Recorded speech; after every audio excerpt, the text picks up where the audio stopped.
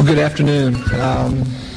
We're going to get started. We have a lot of material to cover here. We're going to give you both ends of the spectrum concerning video conferencing. We're going to look at the large classroom setting, and Mike will take you into the more one-on-one individual video streaming. Earlier we heard Jerry talk about how we are learning from our children. That's certainly the case for me. Even though I'm an IT director, I'm continually learning from my children. A day doesn't go by that they don't add another plug-in to Netscape or Internet Explorer to do whatever they need on whatever shopping site. But at the same time, it produces a paradox for me in that I've got a faculty that I can't educate where the start run button is to run a program to upload their virus protection software. So this also gives me the neat little thing to say, hi Kristen, hi Catherine, hope you're doing well as you're watching, and we'll see you shortly. I want to digress just a little bit before I get started, and Wake Forest has been using video conferencing for about 15 years. But Wake Forest does not offer one single class as a distance education course. We use video conferencing solely to augment the classroom experience. We bring in outside experts that we might not normally be able to do. It's very tough to get someone to take an entire day out of their schedule to come down and talk to you at your location. But through video conferencing, you can generally find someone who can take an hour and a half sometime during the day and address your students. And that's how we've gotten into it. Video conferencing loosely is using the technology that connects two or more sites together using a video and audio stream to allow the free and open exchange of information. Nothing earth-shattering about that. They come in two flavors, as most everything else. There's a point-to-point, which will connect my site and your site, or any two sites, or a multi-point conference where we connect three or more sites together. And to do this takes a special piece of equipment called a bridge or a multi-point control unit, and it's commonly referred to as multi-site conferencing. And we can do lots of different things. We can certainly have 3, 5, 8, 16 sites all interacting simultaneously. But eventually you reach a point where you get into confusion. Everybody's talking at the same time, and the equipment, although it's good, doesn't know who is speaking and who doesn't. So as you get into these large, you get into more of a broadcast setting where you might have the video going out to 300-400 sites and just using all that bandwidth to bring audio back for interaction and do it that way. But we've generally found that if we could keep it at 16 or less, we could keep control of a video conferencing situation. Video conferencing comes in, again, in two different areas. There's full motion, much like watching your TV. What you see is what you get. There's a very little time delay. The other is compressed video. And there's an entire standard called the H.261 standards that deals with everything having to do with video conferencing. It talks about your audio connections, your video connections, your far-end camera controls, how to integrate all these peripherals so I can control the cameras at your far end and take care of everything. And the systems out there will take any subset or the entire standard to create those video conferences. Full motion is also commonly called broadband video. And they're generally put together on private networks, and they use a lot of bandwidth to achieve the broadcast quality that we see. It's like watching TV. And again, it's the highest level. You're going to get a CD quality audio. We look at 30 frames per second when we talk about full motion video. And to give you some little idea of what we're dealing with here, if we take your average computer screen, 640 by 480 in the old days, and you multiply those together, times 24 bits of resolution, times 30 frames per second, times 60 seconds, you're talking upwards of 40 megabytes per minute of video that you're trying to cram down a line. And that's what brought about the need for compressed video. We had to be able to take that huge amount of data and even compress it down bare minimum of the 10 to 1, 15 to 1 to get it to fit down a T1 data line. And we've seen systems that operate as low as 128 kilobits, which is a standard ISDN connection, upwards of aggregating 3 ISDN connections together to produce a quarter of a T1 line. Compressed video can be both lossless or lossy, in that a lossless video compression, it's going to compress the video signal as it's going out, but when it's reassembled at the far end, everything that was in the beginning is also at the end. There is also a lossy compression that's going to lose bits. If you look at any broadcast, even your local news, there's a great deal in the background that never changes. Well, I don't need to keep retransmitting. If it doesn't change, I can write a computer program that says, if that doesn't change, don't tell me about it. We'll just paint that background and only change the information on the screen that is changed.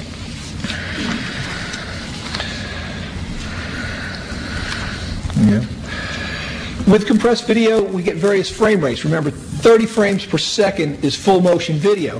If I start cutting down the frame rate, something as simple as waving your hand will appear as if you've had a little bit of jerkiness to it. The slower the frame rate, the less smooth the motion. Common sense there. There's also a slight lag in the audio presentation, and it reminds you sometimes of the old movies where you'll see the mouth move and then you'll hear the words. And it's perceptible when you first start, but it doesn't last very long. And the more you do it, the less it will be noticeable to you. When we get into the equipment that makes up a video conferencing system, the heart and soul of it is something called a codec, or a coder-decoder. This changes the analog video and audio streams into a digital one that can be transmitted across the telephone lines or the network and then reassembled at the other end and displayed. Really think of it as a video modem. Modems, if you remember, are modulators, demodulators that modulate and demodulate computer signals as well. The codec we use is, like I said, almost 15 years old. It's been rebuilt 3 times. That's the great things about them. They're all chassis driven, and you can take apart the guts and rebuild them. Currently out on the market, you can spend somewhere between $7,000 and $45,000 for a codec. And this attaches all the other equipment that you have together, be it cameras, microphones, preview monitors, document cameras, also known as Elmos, as I've heard a lot of people mention today, and control panels. There was a question earlier about how you pay for all this. Well, video conferencing centers can be a very good source of revenue.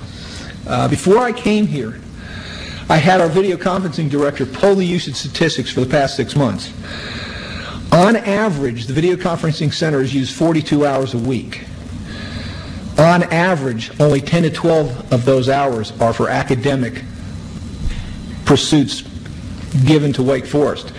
The rest of the time is put out as a public meeting room for video conferencing. We list it with long-distance carriers that put us out on their side of saying, I want to put together a video conference. I need a site in Winston-Salem. Well, they'll list us, and we'll put them together.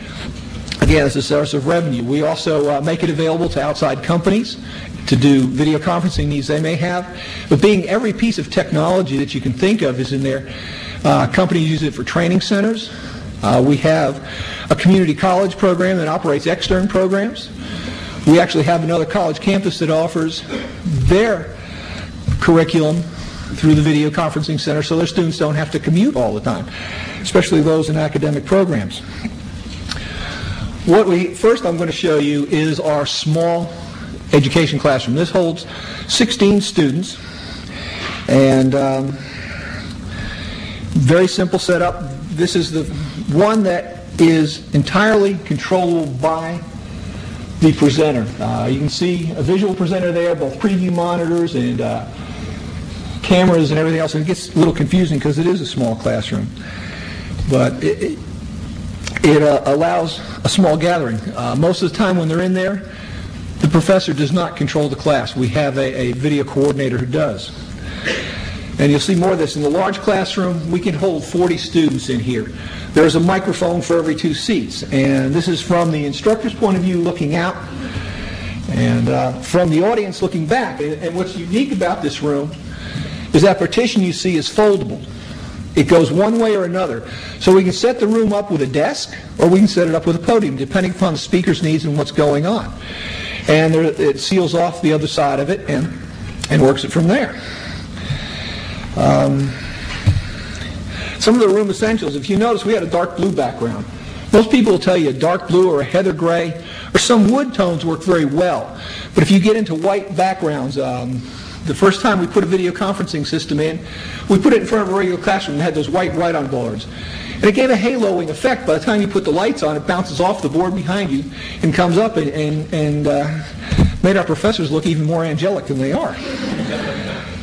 So you've got to be real careful about what goes on there. Also, lighting is extremely important. I was at a presentation not too long ago, and they were talking about the experiences they had with it. But one thing that was disturbing to them was the color. Everybody who spoke on the video conferencing system looked like they had a case of jaundice. Most everybody in their classrooms has gone to this nice warm lighting that gives off that little pinkish glow. It's lousy for video and lousy for TV. It makes you have that little feeling. A simple suggestion to her was to change out the lights to cool white, or daylight bulbs, so you get the natural colors coming through. And lo and behold, about 2 days later, I got an email saying it cleaned it up beautifully. It's great. Another thing you have to be careful of in a room is echo. You have all these microphones open so students can talk. And when I say something, you can even hear it bounce a little bit back and forth. Well, there's a specific device called an echo canceller that will mute that out, so the far end only hears one crisp voice signal across it. Well, and again, while the instructor here has the ability to control everything, in reality they control nothing. We have two very large preview monitors. This is what the instructor sees when he's set up. We started with these little 4-inch screens up on the desk, so I thought it'd be easy. We always saw them looking like this or pushing their glasses down to get a better view of everything. So forget it. We put two 20-inch TV sets up there and they can see everything just fine. And it has really helped the situation. If you go back to here, here's the podium. If they're standing at the podium, we'd actually move it over so the preview monitors would be right in front of them, whether they're using the podium or the desk. We can maneuver that wall and those monitors so they're just given that clear view. The left side is what they are sending out, and they can kill that if they want, if they don't want to watch themselves. But a lot of times there's material that they want to present, and it lets them see where they are on their PowerPoint presentation, on a video, wherever they want to be. And that brings up one little glitch in any video conferencing system. If you're going to use videotape and play it to a far end, you're going to have to invest in a piece of equipment called a time-based corrector. There's just a sequencing area between videotape and live that you'll see a little bit of waviness to it, and that'll clear it right up.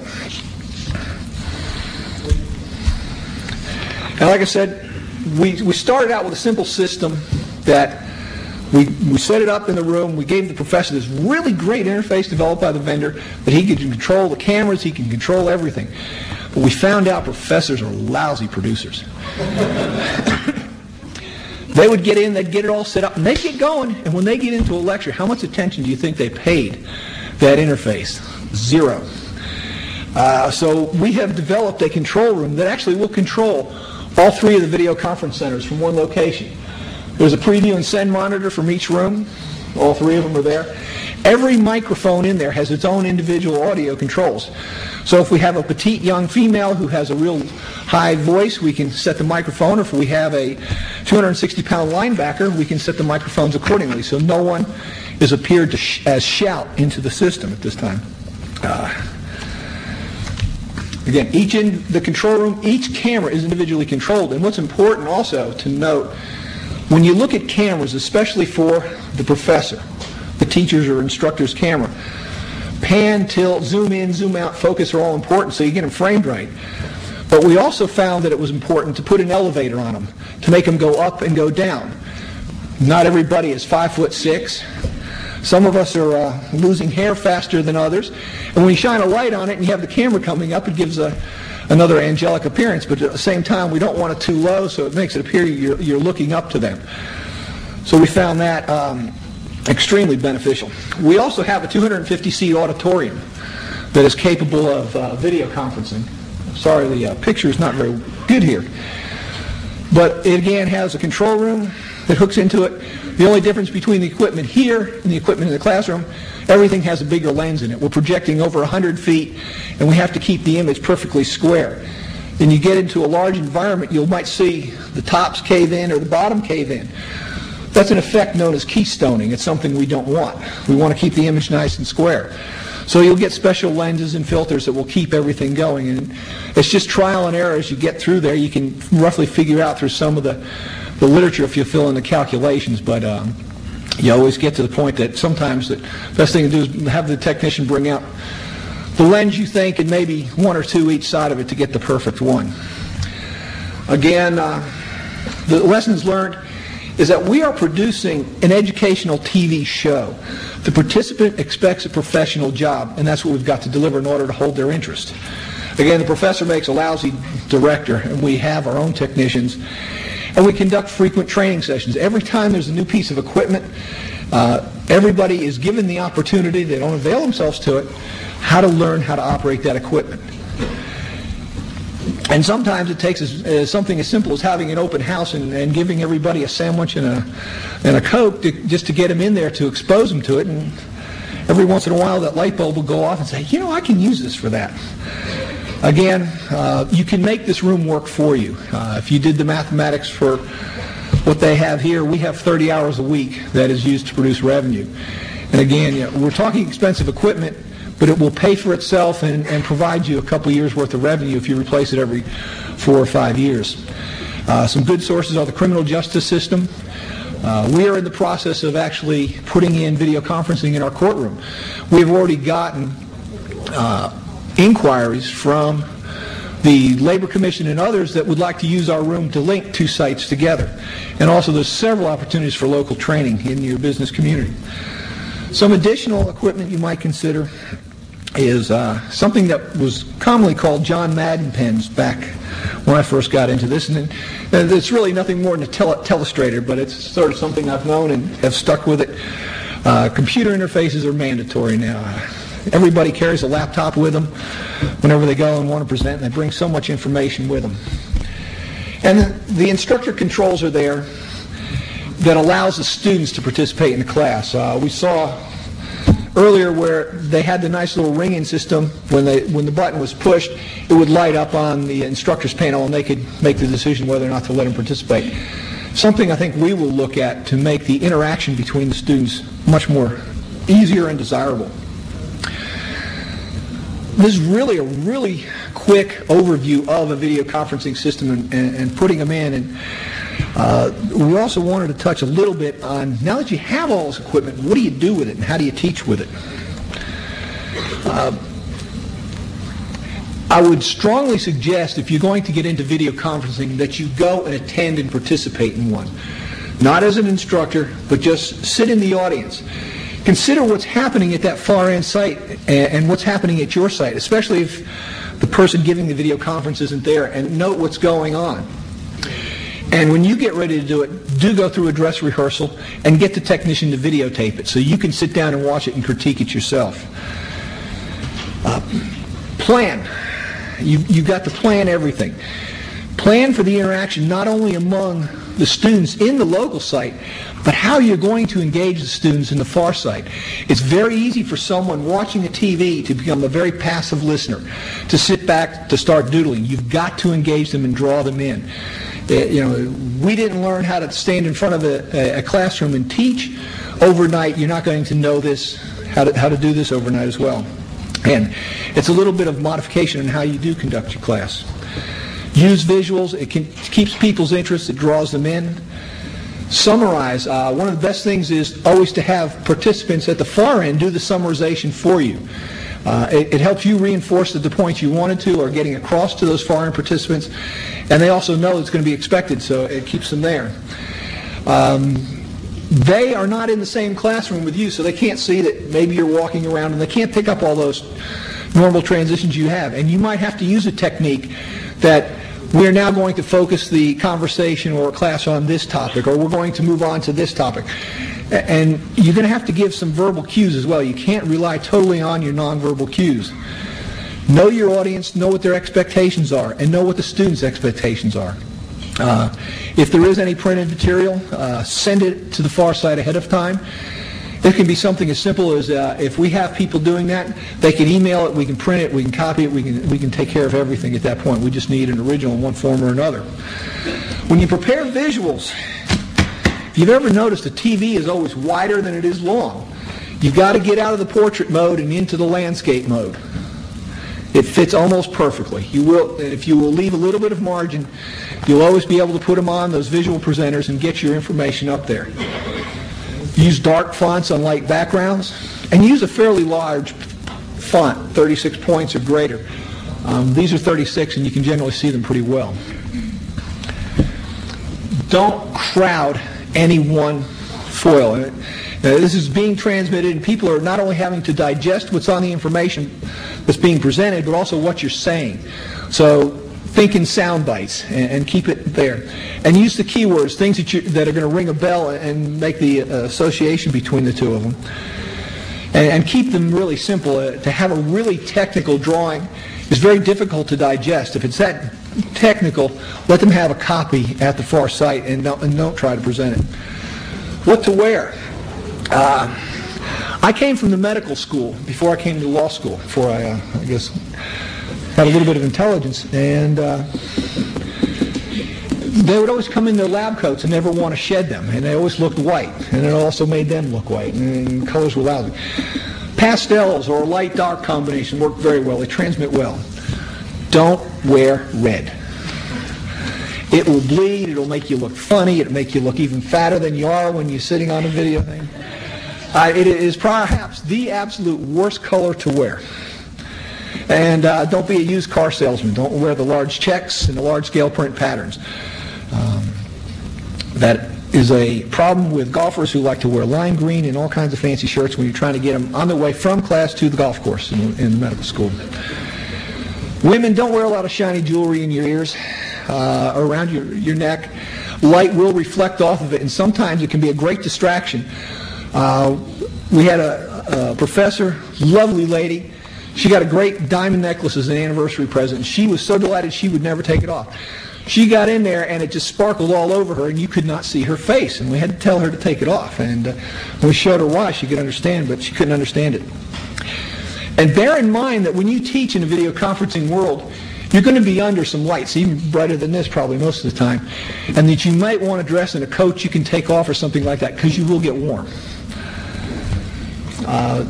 I try and have everybody evaluate their video conference.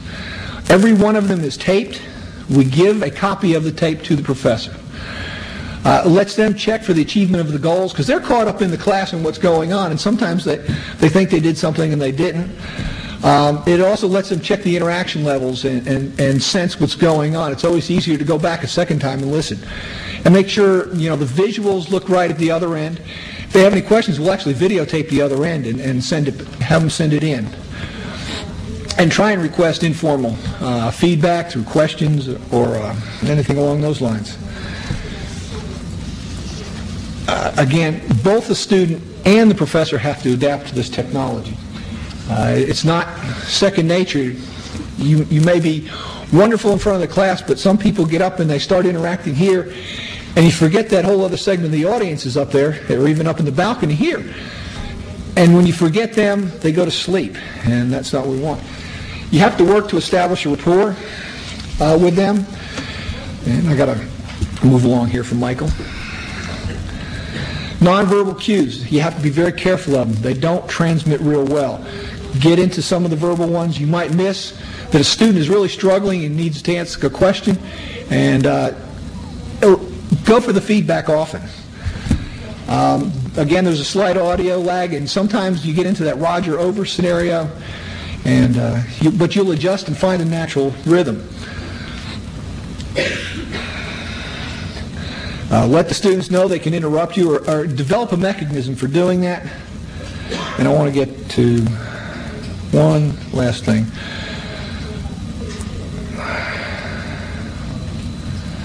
Expect technical difficulties. It's a fact of life in video conferencing. You can have several sites and only one site is down. They can't hear you. Hey, can't hear you. Someone's got to get your attention because you're never going to know. And maybe you can't hear them, and they're sitting there, and you see these mouths moving. You've got to develop a nonverbal communication method to get there. So you have to let the other side know what's going on, and just a reminder, have a discussion about what is going to happen at this point. While Michael gets going, if there are any questions, I'll certainly entertain those.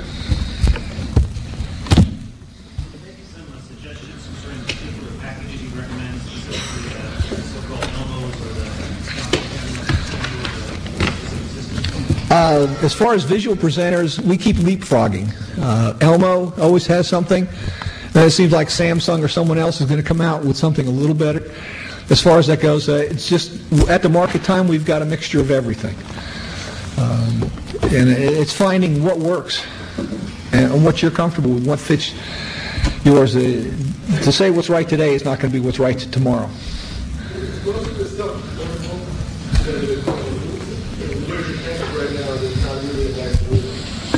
You want to start doing things in your own way. When you buy some of the stuff and run it while you're moving, or is it all sort of stuck in place? Most of our stuff is not portable. We do have one entirely portable system. All this started with a portable. That CALI codec is with a company that's no longer technically in business. They've been bought out by VTEL, and we've continued to rebuild that system, and we were told this is the last time. But we started out with a room system, and just through trial and error and finding out what's going on, we got into this situation. Like I said, I came from the medical school, and we were forced into distance education, if you will, in the early 1990s because of the AIDS epidemic. We happened to have an infectious disease doctor who was doing some cutting-edge genetic work with AIDS, and all of a sudden we had to get him all over the country. We couldn't afford to fly him everywhere for him to be gone, so we would schedule weekly updates and make this broadcast on his findings at the time, and that's how we really got into a lot of this.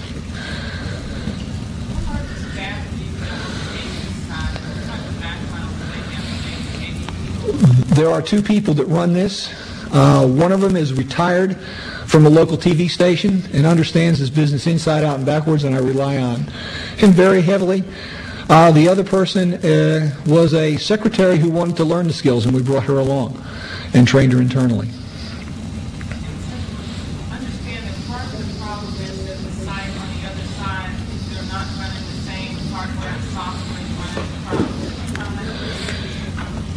It used to be more of a problem than it is today. That H.261 standard is being universally deployed and contains everything from far-end camera control and everything else to which, if you're going to let them use document cameras, you can really control just about everything at the far site now. And given 3, 4, 5 years ago, that wasn't the case. But again, that standard keeps being enhanced, and the vendors are very quick to move to those standards. And there's 3 or 4 software updates to the algorithm that does the compression every year.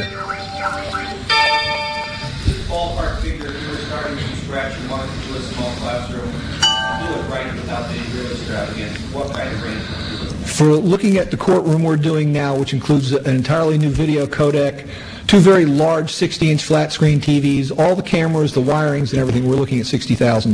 That's kind of a larger room, all right? That is a large courtroom, yes. And very much akin to what you'd need for a good-sized classroom with all the microphones that we have in place in there, as well as touch screens to control everything that's going on there. And bandwidth going out for one of these programs? We're going to do all this on Quarter T1 using 3 aggregated ISDN lines.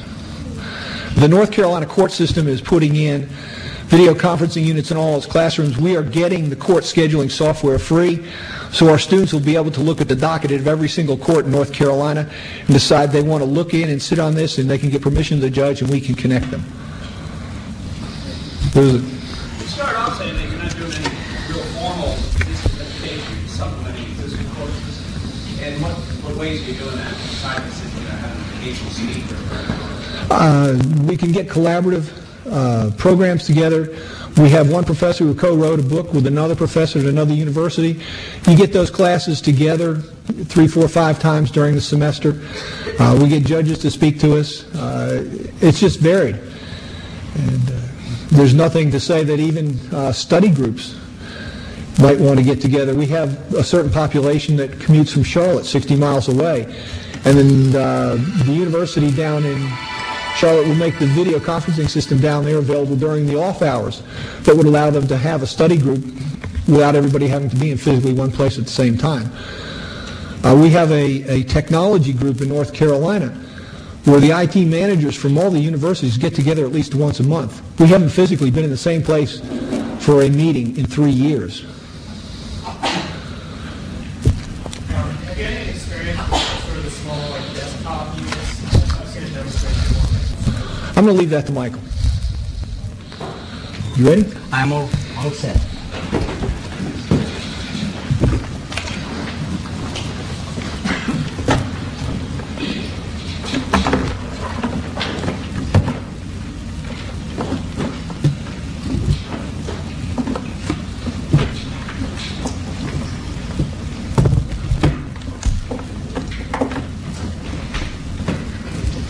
Hi, I'm Michael Sampson. I'm a librarian at Wayne State, downtown Detroit. Let's just get started. Somebody earlier mentioned the fact that we are called technology evangelists. I call myself a Macintosh evangelist. And pretty much today I'm going to show you several packages, and I want to point out that I'm not only a Macintosh evangelist, I'm an all Microsoft user. I'm using all Microsoft products on the Macintosh. I have a presentation to my presentation, so I'm following along with this. I have a two-parts presentation. One, it's supposed to be hands-on, and I would like to maybe start with this.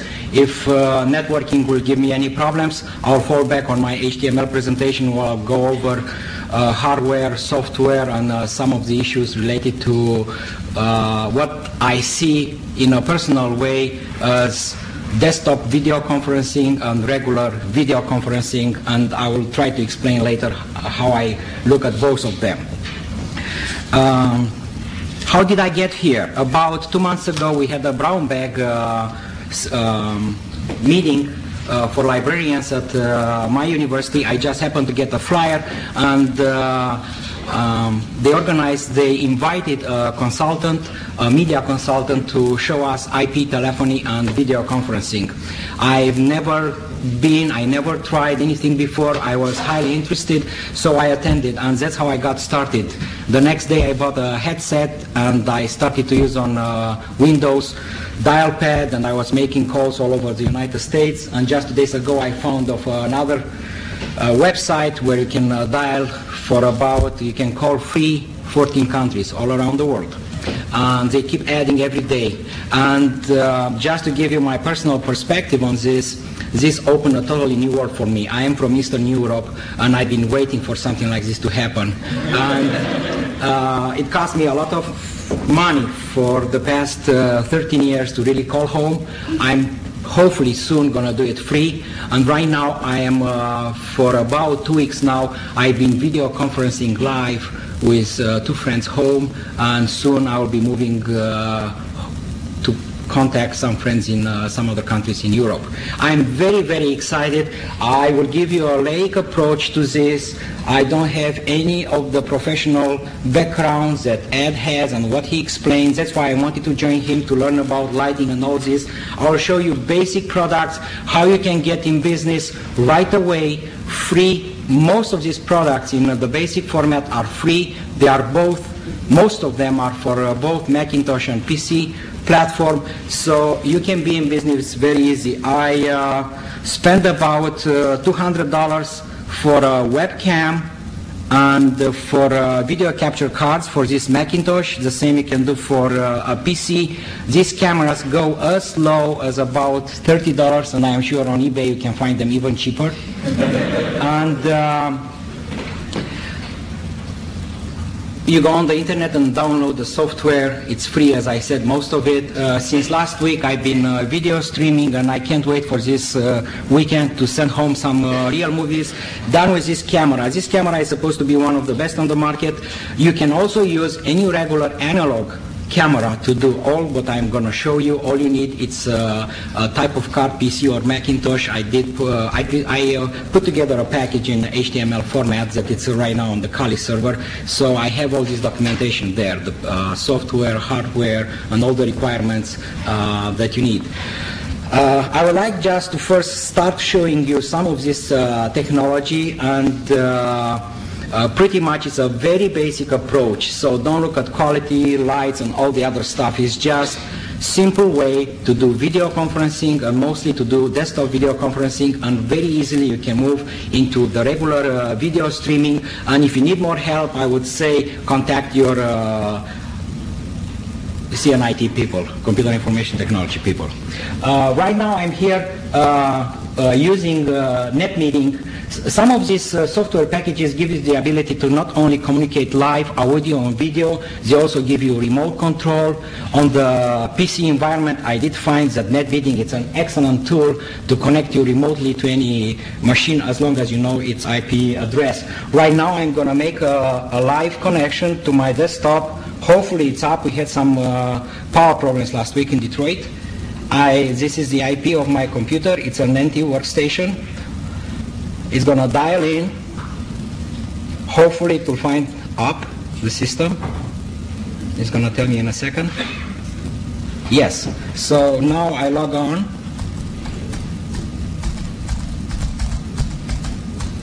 Domain name.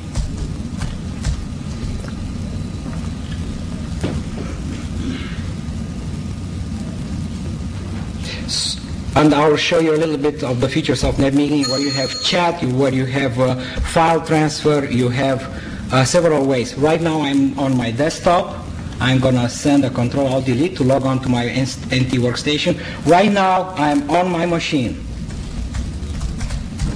On my desktop machine, I'm logged on. So pretty much you have a Mac, you have a virtual PC, and right now you have my NT workstation. You have full screen. We can even make it better. And right now I am on my machine at work. I have access to our intranet. What happened? I think it's because of this. Yes. So I never played with this. So let me just go back. I'll use just window in window. This is my computer. And in fact I wanted to push here on the network. So what a nice way to get to your network. On your intranet. I can change my presentation CALI here using front page if I want to make any changes. It works so fast. See how fast it's working. Remote, CALI, open. This is a presentation that I'm going to show you where it's posted. So I could change it remotely right now, upload, put it somewhere. As if I'm on my workstation. I work right now. I mean, I am on my workstation. And now I would like to show you, in order to do a live communication between that machine and this Mac, I'm going to stop the session using Cu-seeme. It's one of the packages. It's a desktop video conferencing package. I have only one limitation because I'm running in virtual mode, Windows. I cannot give you feed up live video. But everything else will work. I will start Cu-seeme on my Mac. So I was planning to talk to somebody live. This is the camera. Lighting, it matters. I never used it with so much lighting, but looks okay for you. It looks a lot better here. Anyway, I'm right now Cu-seeme on the Mac. I know the IP of my work. I will connect. I will go to my gateway. I will say, suppose I have a capture card and this is a PC that is not in a Macintosh. I will send video and I will receive video. If I would have a video camera and video card on that machine, I will say connect. It's going to dial. Good. We are connected live right now. If you click here on the PC side, it's going to tell you what I'm running and what version of Cu-seeme. By the way, it's a free version. It was originally started at Cornell University. Right now, White Pine is a commercial producer of this version. You don't need that one. You have full color and all that you need in the basic one from Cornell. And I will show you where I have the links for this. So let's say we start the chat. I'm at work right now, and I will say hello Mac. See here, this is the chat on the Mac side here down. The message is already there. It's live chatting. You see it? I will say hello PC. It's going through the internet to my machine at work. Come on.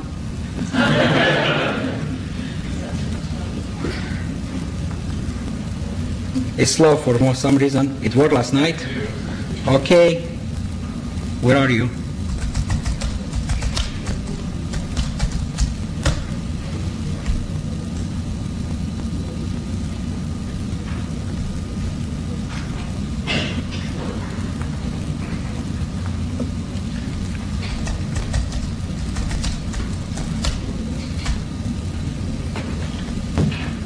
I think I'm running into a technical difficulty right now. Okay, I don't know why. Trust me, I used this several times last night. I'll try again.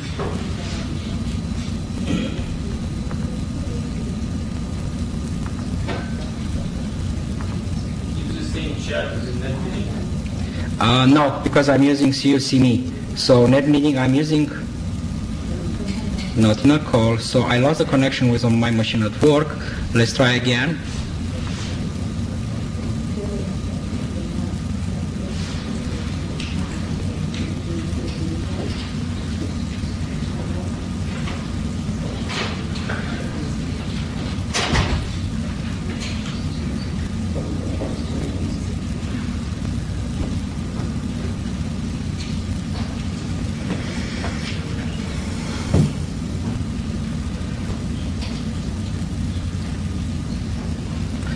I hope the power didn't go down at my institution. It's okay. I'll try again one more time. I'm sorry.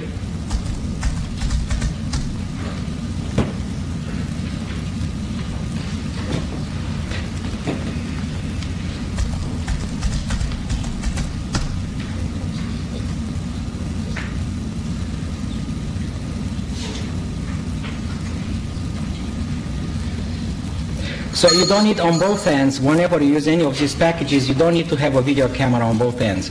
You can have the other end just use a regular PC. They are still able to see you and to chat with you. Let's call again.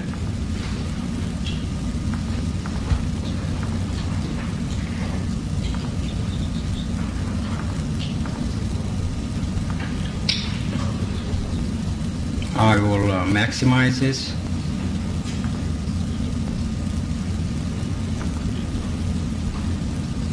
Looks like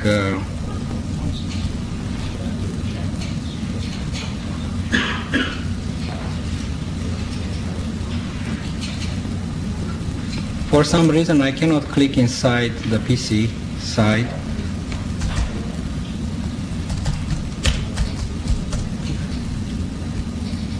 Okay, I'll just say bye now. Bye PC. I don't like you anyway. Okay. But it's working. So this is a small demo. You've seen just the chat part of this program. I will just disconnect.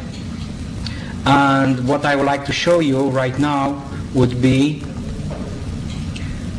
okay, I have to remember right now so nobody will use my empty workstation. I will send Control-Alt-Delete. And right now I'm really leaving my workstation. It's safe and secure. And now I can go back and stop my NetMeeting session. So I was showing you at least two packages right now, NetMeeting and Cu-seeme. One I use just for do a remote access to a workstation, and the other package I use just to do a chat type of conferencing. I will stop here with the virtual PC. Let me just quit. NetMeeting, in fact, let me show here. NetMeeting is a wonderful PC package. It's coming with Windows 2000. It's pre-installed. You go to Microsoft website and you download the 3.1 version. It's free. You can add a webcam or a regular camera, or if you have money, you can add a FireWire camera, a digital camera. I would just like to go over what are some of the features of this package. You can share programs, so you can have simultaneous users on your desktop sharing, let's say, a PowerPoint presentation. It's very secure. You can allow everybody to work on the same PowerPoint presentation. I tried it live between the Mac and my PC at work. It worked beautifully. But right now I cannot show you because I am in a dial-up mode. If I stop that mode, I cannot go back to that PC. This is a chat that you've just seen. This is the whiteboard. The whiteboard is nice. I would say maybe it would be maybe for my kids' home. You can draw and do things, and they appear the same way on whoever it's, so you can share drawings. I don't know. I don't have any ideas, but you figure it out and you use it in any ways that you want. I don't want to save this masterpiece. And also a very powerful feature if you are remotely. You have a very nice way to transfer files between one computer and the other. And because this is not live right now, I cannot activate this, but it's wonderful. And so much for Microsoft. I really like this package, and I like most of their products. They never do anything for the Macintosh side to be cross-platform besides Microsoft Office for the Macintosh. I will just shut down this. Okay. This conferencing can be done one-on-one basis, or you can have in a group. Usually they call the server software, it's called, in professional terms I understand, reflectors. And let's see, I'm going to Europe. I bookmarked only one reflector. This is in Norway. At this time you'll find activity. I'm going to send them, let's see if we have people. Yes, we have at least 8 people. It's going to take a few seconds. We can do a live chat, and let's see. All these icons here will show you. This one has live video, live audio. He turned off his microphone. If I click here, it's telling me what version of White Pine. White Pine, it's again is a professional version of the Cornell software. They just opened a week or so ago Cu-seeme World site. There are some ethics in terms of how you use this type of video conferencing. Right now, everybody knows that I am online. All I can do, I can just click here on the microphone and I can have a live voice connection with this person. I can talk. I'm not going to do this without that. On this, I've been just watching for 2 weeks. Most of this, what I'm showing you, I learned just for the past 2 weeks. I'm really playing with it for this presentation. I did find people here from Australia, from Japan, from Finland, from Italy. A lot of Italians here go and they chat. Oh, and by the way, this is a chat. This is a group chat, and you see what they are talking. You will see, do you see Italian? They already said hello to me. Honey. They call me honey. Do you see this line? Oh. Okay, I'm sorry. I didn't converse with this group so far, and if my wife would be here, she would really start questioning. So pretty much, this is a desktop, what I call desktop video conferencing. It's live, you can communicate with a lot of people. It's really fun, entertainment, but I do see a lot of applications like in a library setting or in a law school setting. It's up to you how you evolve and how you move this, but it's something that it's going on and it's very popular right now. I am just going to quit this session. I'm sorry, I'm going to say goodbye to everybody this way, and I'll quit at this point, this application. A nice way, if you use any type of video conferencing for your students, for your friends, for whatever purposes you have to have some other piece of software that will let you on when somebody is online.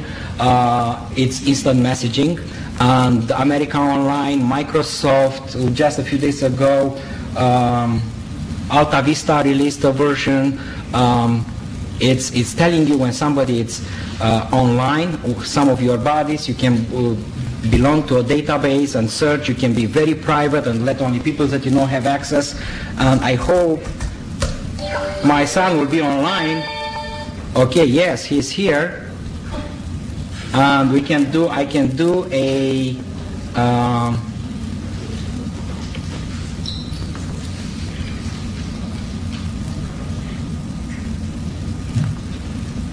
let's see if he's online.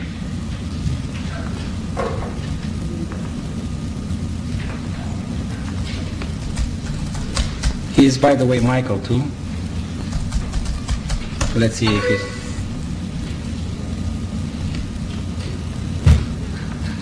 Now, most of these instant messages would really like instant messengers will let you activate some type of video conferencing. If it belongs to Microsoft, you can start the NetMeeting session right away. You can invite people to join you at that time as long as they are online. For me, it's very good. Are you ready?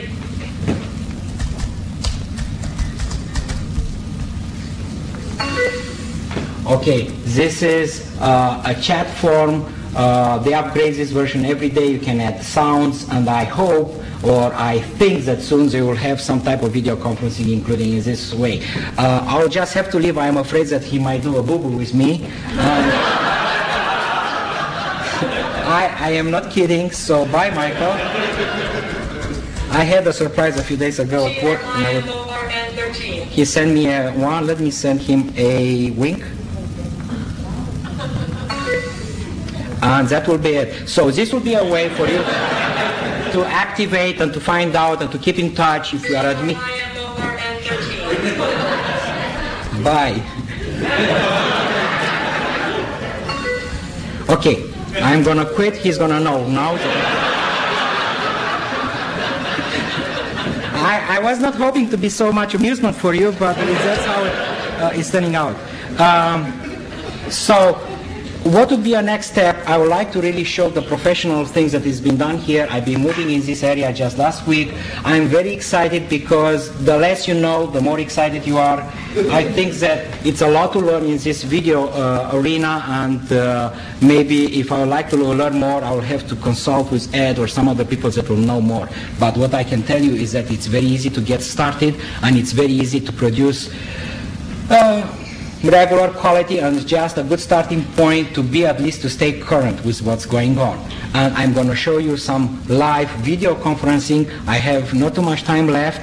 I'm going to use a product. It's called Sorensen Broadcaster for QuickTime. This is applications that will let you broadcast live the way CALI is doing right now with this session. For me, they use a different product, RealProducer. You have three players right now in the industry, big players. You have Apple with QuickTime for streaming. As you know, QuickTime is available on the PC platform. You have Real Networks, and you have Microsoft.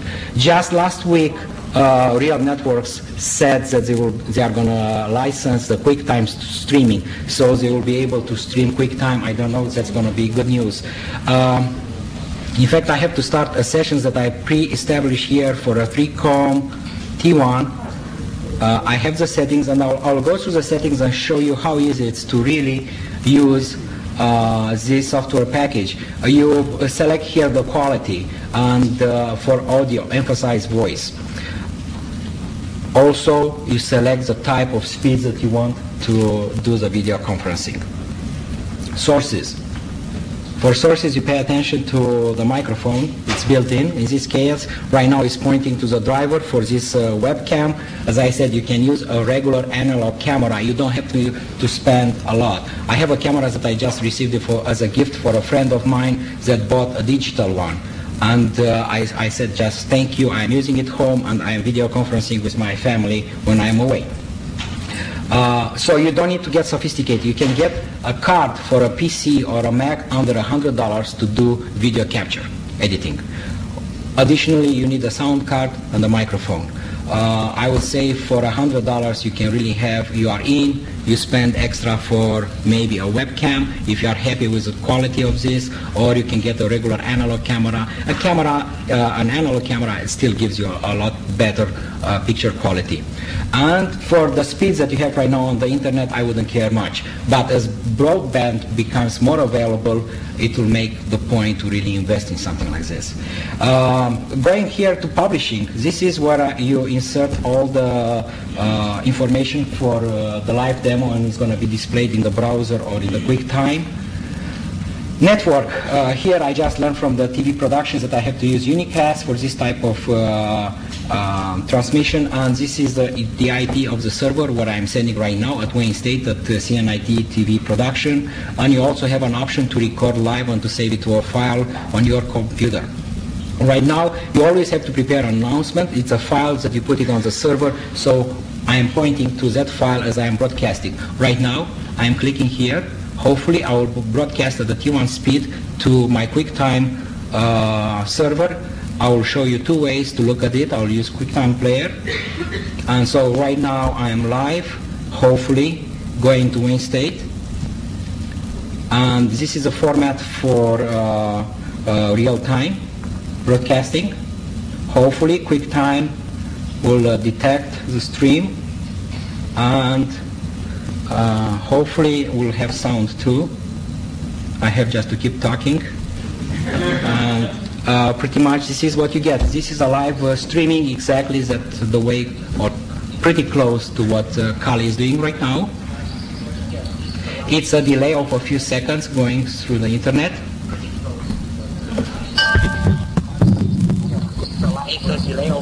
Can you hear? Okay, it's going to be a few seconds delay. 5 or 8 seconds. Okay. Also, I'm going to open right now my presentation. Through a browser, we can make a link, like do any link for any file. And I'm going to start the session here. This will be the URL for my presentation on CALI server. Steve Burke was nice yesterday and he put all the presentation. Okay, this is a QuickTime embedded in Netscape. Okay, you still hear me because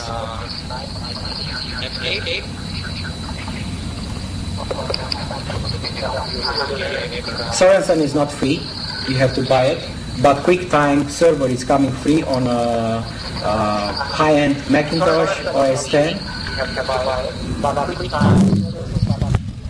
Okay. The big issue is here is just internet speed. That's a big keyword. The faster, the better. Quality, picture, and live. Okay, I will stop it. I'll go back. Now, as we are coming close to this, whoever wants, I can show real presenters that it's wonderful. I tried it last night. I can save some movies and show you. In fact, I have to stop broadcasting, so I don't have this echoing here.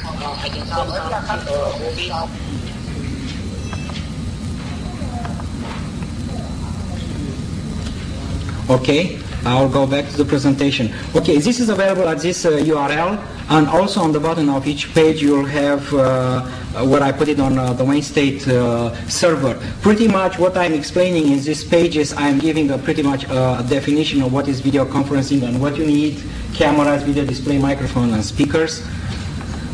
This is based just on my experience for the past 2 or 3 weeks.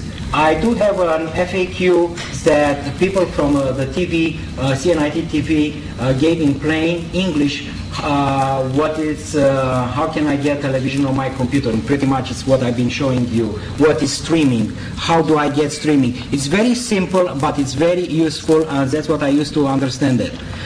It's there for you to read if you are interested.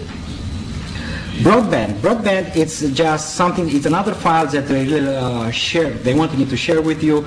At my university, more and more I discover about, I would say, 1/3 of the students are jumping into cable modem. I have cable modem home, I am running server on an FTP. It's wonderful, and I think that in time we'll see more and more. It will make sense to really move into this. They predict here, I have a few outlines that they said that by 2005,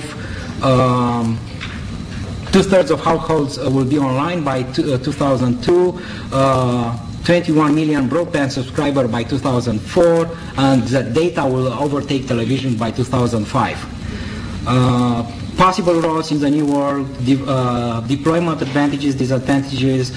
Here, why educators should care, it's most of our students will have a broadband, wireless will be the only vehicle for some students, and wireless will provide competition and drive costs down. And we are looking at many other issues and what we have to do to educate ourselves. So I'm looking at all this presentation as an introductory. The way I've seen it about 2 months ago is just to step in, to get you going, and at least to know how this is done in a very lay terms. Another page here that I have put together is desktop video conferencing. It's about the packages that I demoed to you. Cu-seeme, with links to their sites, the Cu-seeme freeware and the ones that it's put out by White Pine. iVisit, it's another package. You will find tens of packages if you go to CNET or ZDNet and do video conferencing keyword search. NetMeeting, I showed you, it's a wonderful, powerful PC application. It's a wonderful tool to, as I said, to do remote access of your PC. You can do it not only on a T1 line, you can do it on a modem line the same way as I showed you. I showed a little bit of the text chat, whiteboard, file transfer, and some of the web-based video and phone conferencing. I made here several links to Dialpad, My Free LD, and hot telephones. This I just learned a few days ago. I just want to share with you. It's exciting. Trust me, you buy a headset, you are in business to communicate live with all these countries. Free. You can stay as long as you want. If you, the faster the speed, the better the connection. You have a little bit of echoing on the other side, but the voice is coming crystal clear to them. I'm using it home. We are remodeling right now in our library. We moved to the basement. I've been using to make most of my calls lately. I bought a headset, you open an account, you don't have to provide any details about you just put any name, any address, and you are in business. It's true, it's working, I've been using it, I can't wait to have some other countries here that I've been waiting for. I'll go back to this presentation, and as I showed you, the instant messengers, those are when you do desktop video conferencing, they are very nice and handy to instantly find out when some of your buddies are online so you can communicate. And one other thing, I was talking about broadcasting, and I told you about the major players. I point out to their websites where they have what they have.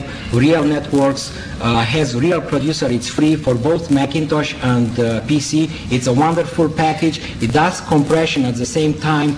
I talked to one engineer in our engineering department. He has 50 hours of full video on his server, and he says that he's taking all those 50 hours of live, of recorded video, is taking about 1/3 of a gigabyte. 50 hours. Oh, I have to show you this. This Clipboard 2000. I just learned about this. It's from University of Michigan. It's a professor. I just want to show you this, what it is, a short sample. And I hope you'll enjoy it. It's a combination of video and applications. Hello, this is a lecture about food. And of course, we're using a Clipboard 2000, so you can scribble and type text. So it's a PowerPoint on the right side. At the same time, he is making a lot of drawings on the application itself. You can point to things, and you can pop up a blank screen and say. And this is free too. It's in a beta version. There's a new feature. It's called Document Camera. So here we have a document camera. And given that this is a lecture about food, you will notice that one of my favorite things for lunch, and that will be a Fantasia fruit drink. And this is some paper and a coffee cup and a telephone. So it's multiple applications here. You see the video, you see the PowerPoint, and whatever he's using to throw it out. And let's see, I'll pick something up and I'll move it closer It's to very the center. powerful. It's funny too, but it's You can see extremely what powerful. You rotation can look looks like a at close lobe. This our stuff, the contains URL is that on the light page. lines, it's protein machine And junction. let's see if I forgot anything. Let me go back home. In hardware, pretty much I should have said hardware required for basic desktop video streaming. When we are talking the live video streaming using the higher-end packages, QuickTime and Real Network, you need high-end machines most of the times. But here you can do all this, what I showed you, with some minimum Pentium running all flavors of Windows NT 2000. For most of the cameras that you find like this are USB, so it's going to work only with USB systems. You cannot use NT, for instance, with this camera. You need an IP, and you need a sound card, video capture card. As I said, they are very cheap, and it will help a lot if you do a lot of this if you have a headset. So a headset, it's headphones and the microphone. On the PC, on the Macintosh, it's easier because all Macs are coming with sound card, speakers. All you need is you can use an embedded microphone, or you can buy again a headset. Video capture cards, I just pointed out, Osprey from Real Networks is supposed to do a beautiful job of capturing live, regular video cameras. It's under 200. ATI has a lot of capture cards that you can do a lot, TV, cable, including capture. And to be honest, if you have a little bit of time, you can do it. It's installation of all these packages. It's very easy. They have wizards. They even test your equipment. It's very easy to get started. I happen to have broadband home, and I can show you if my son didn't turn it down. I'm running remotely. That's it. Okay, let's see.